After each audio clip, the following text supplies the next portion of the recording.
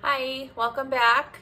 We are going to be making another fermented product today. I'm going to be making fermented dilly beans, which is a fermented green bean that has some dill and garlic and other flavorings in it.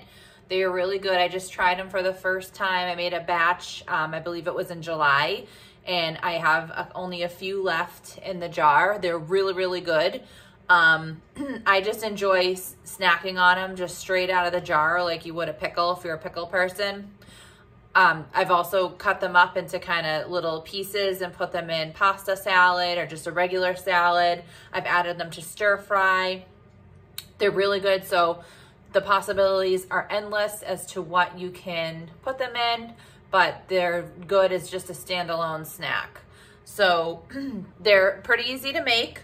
What we need is some fresh green beans. Now, I only have a few actual green beans. I have these dragon tongue green beans, and I used these in the last batch, and I actually like them a little better than the plain green bean. They got a little softer, which I enjoyed a little more.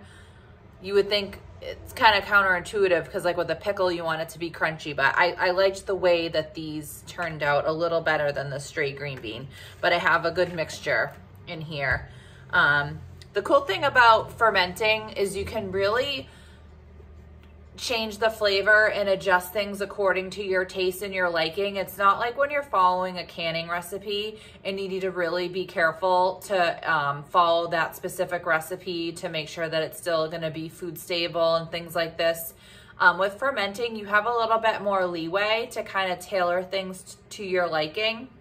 The recipe that I'm kind of, going off of is out of this fermented vegetables book, which I have referenced on here a couple times, I believe. It's by Kristen Shockey and Christopher Shockey. So this is the dilly bean recipe in here. So they do have, suggested amounts of different spices and additives. Really the only thing you have to make sure that you're staying with is the brine, because they've tested and there's specific salt ratios depending on what type of vegetable you're fermenting. So I think as long as you're sticking with a brine that's recommended for whatever the vegetable is, like of course, today is green beans, you can really change up what you're doing. So what I'm gonna be adding into this mixture here are some whole black peppercorns, some yellow mustard seed, coriander seed. I have some fresh dill heads that I got out of the garden. It's dilly beans. Definitely need dill for the dilly beans. I have some bay leaves, some garlic cloves, and then I have a hot chili pepper that I picked out of my garden. I'm gonna cut this in half. I'm making 2 jars worth, so I have 2 quart jars. That's what I am going to be filling. I also have some grape leaves to act as a top layer to keep everything underneath the brine. So that's what I'm adding in for my flavorings. I also am going to be utilizing, which if you've watched my other fermenting videos, I have used these same lids, this fermenting top. So that's the only other any specialized equipment that I'm using for fermenting specifically. You don't need to use a special top like that, and there's many different styles available on the internet. If you can just use a plain canning lid, if that's all you have, you'll just want to open the jar lid once a day just to release any gas buildup. These lids, you don't need to do that. That's really the only difference. So if all you have is just a plain mason jar lid, that's fine. Just make sure you're opening it up, once a day, just to release any of the gases that are building up in there from the fermentation process. And then for the brine, it's just salt and water. So I have my red mint salt, which you've probably heard me talk about before. You want to make sure you're using some type of unrefined salt. That's the kind that I prefer. I was using Celtic sea salt prior to this. I do like this a little bit better, although that's, a fine choice as well. Whatever you whatever you prefer, whatever you're able to get at a reasonable price for your family. Just make sure you're using an unrefined sea salt in your fermenting product, because the regular table salt has different stuff in it that is not conducive for fermentation. So that is the reasoning behind that. So what we're gonna do basically is I'm gonna make my brine. So for this, I'm gonna do a 1/2 gallon of water to 1/4 cup of salt and get that all mixed up, nice and incorporated. And then I'm going to stuff my jar with my green beans. I'm gonna try to layer them in there nicely so it looks a little pretty, and add in my additives. I'm gonna do for like the coriander, the yellow mustard, the peppercorn, those 3 items, I'm gonna be doing 1/4 teaspoon of each. I have 3 garlic cloves to go into each jar. I'm gonna do half of the pepper, like I said, 2 bay leaves, and then a couple heads of dill into each jar.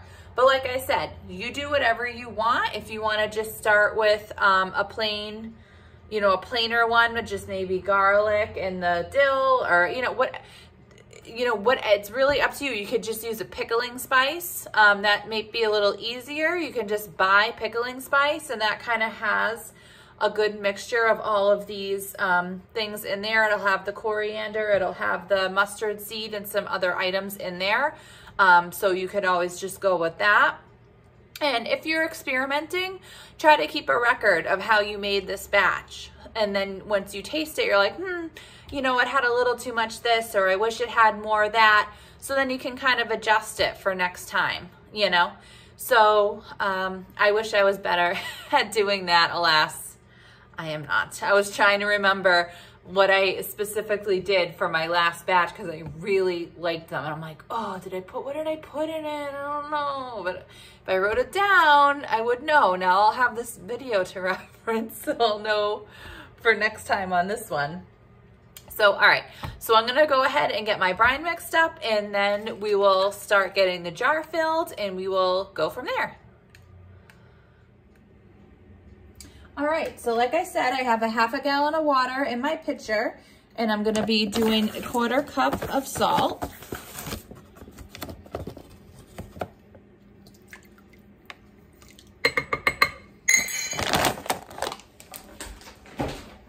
And I need a spoon to mix that with. That would be helpful. All right. And I'm just gonna mix this up.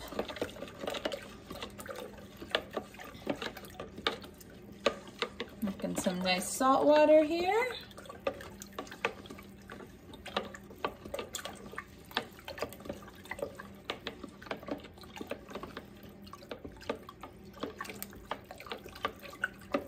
And if there's extra brine, like when we fill these jars up, when we're getting to the end, if there's some extra brine, I'll keep that set aside and keep it in the fridge.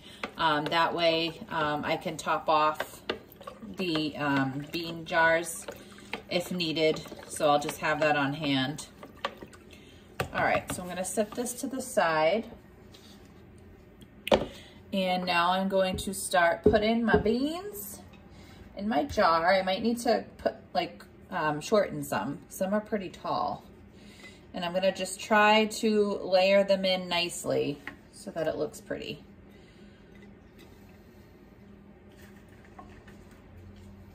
It's almost as important as to if it tastes good.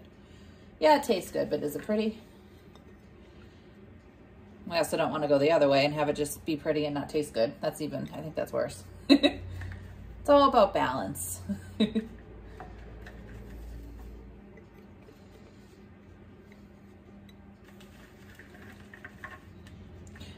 These dragon tongue green beans have been like the rock star of my garden this year. I have not had a great gardening season, unfortunately, because we had a lot of kind of cool, wet weather, which things didn't fare very well as I had hoped. But these guys have been just pumping out all year. They're still going strong. They don't look good. They don't look that good, the plants, anymore. They're looking pretty rough for the wear, but they're still producing, which is nice. And then I had planted a second round of some other, some regular, you know, the Provider bush green beans. And then I planted, I can't remember the specific variety. It's like a black style bean, green bean.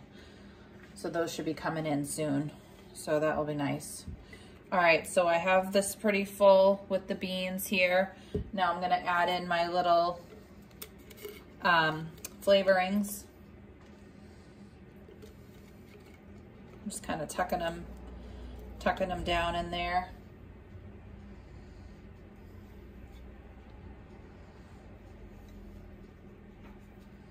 Oops.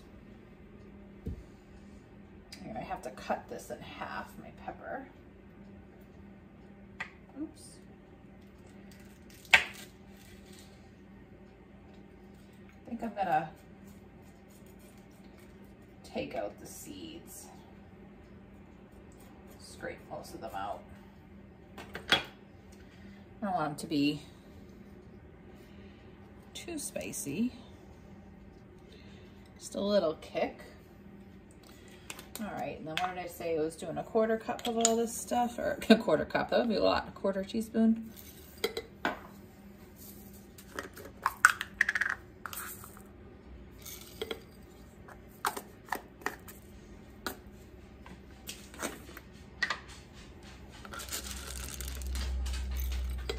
All right, oops, that doesn't go there. Put that there, get out of here. All right, just give this another stir just to make sure we're kind of evenly dispersed here.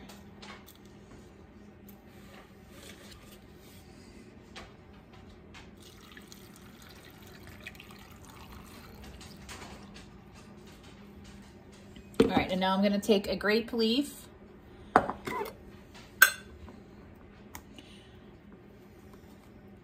Oh, if I remember, these were not easy to get out of the jar. All right, that was the first time I took them out. It was like, holy cow, I could hardly get it out. They were packed really tight. They're really pretty. It's like, does anyone know the movie, The Land Before Time? It's like the star leaf. So, all right, I'm gonna use this to keep everything under the brine. So I'm just kind of tucking it around the edges.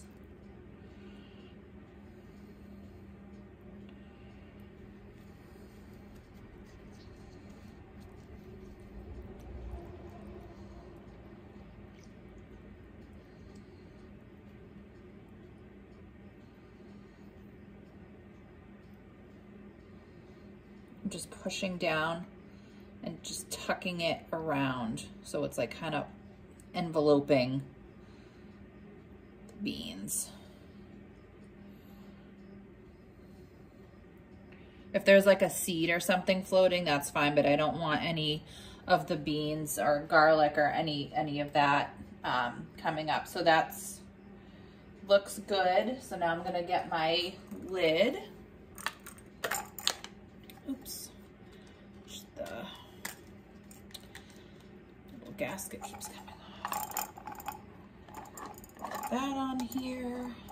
And this particular style needs some water in it, so.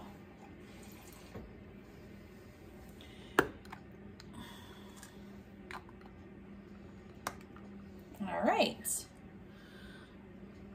And there's our first jar. Looks pretty.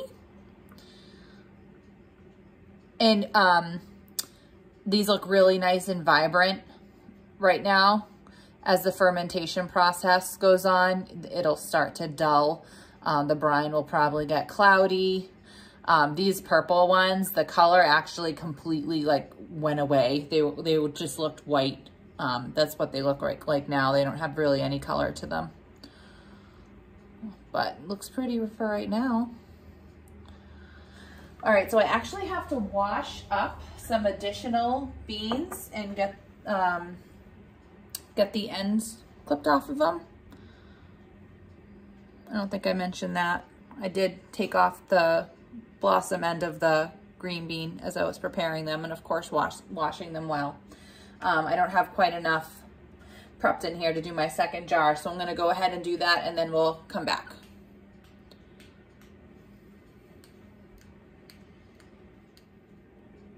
All right, so I've gotten my second jar all filled. So I'm just, again, taking this grape leaf and wrapping it around everything in here, the beans.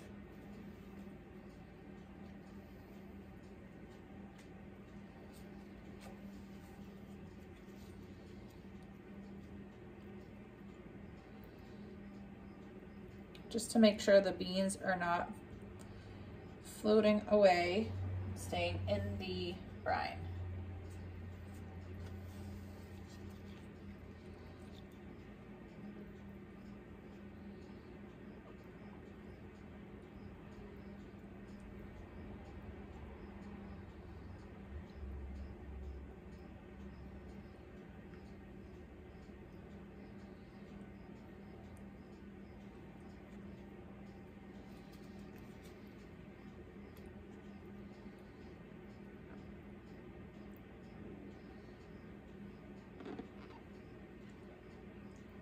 Oops, I'm spilling, overflowing. All right, that's good. Get my lid.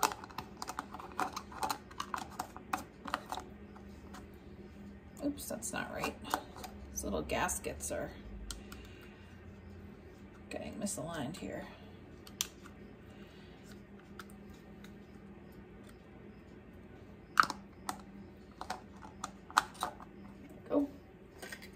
Water in the top.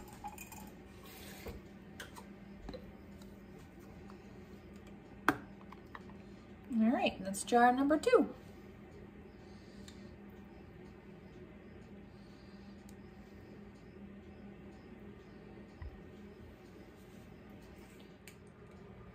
All right, so now that's it for our process. So we have our 2 jars here, and they do look very pretty.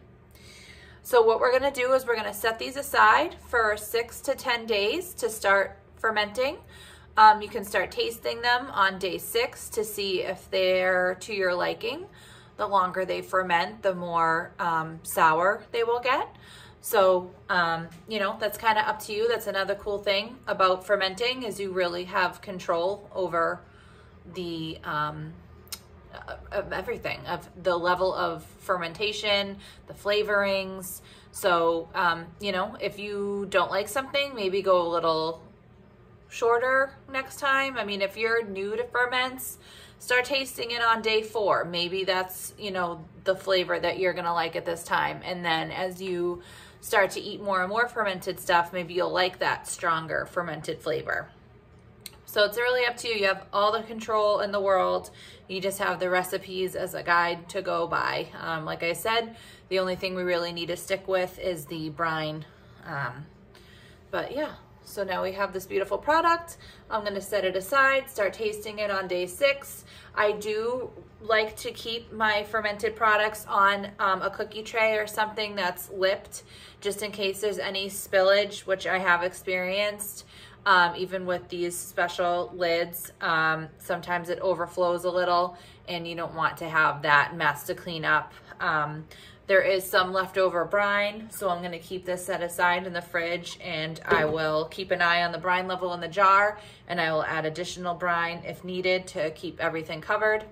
So, but that's it, really quick, really easy, and they're super delicious. I really think that you'll like them just as a great healthy snack. I like to make myself like little cheese boards and stuff for lunches a lot. I'll just slice up some cheese, put some pickles. This is a great addition to that. If you like to make yourself like little charcuterie boards or whatever, we're getting to the holidays, this would be a good addition to add onto, you know, like a cheese spread plate if you're, you know, hosting and that's your jam for your appetizer like it is for me at all my little family gatherings. So I hope you enjoyed the video. If you did, if you wouldn't mind giving me a thumbs up, that would be great. I would really appreciate it. Or leave me a comment letting me know, if you decided to make this, if you liked it. Any feedback is great. I really, enjoy hearing from you all when you leave a comment on my videos. I am newer to YouTube, so just gives me motivation to keep going. If you do enjoy, I'm also on Instagram at Mrs. White Homemade Life, so you can find me on there. I also co-host a podcast, Figuring Out Homestead Life, which you can find on any podcast player, on Instagram as well.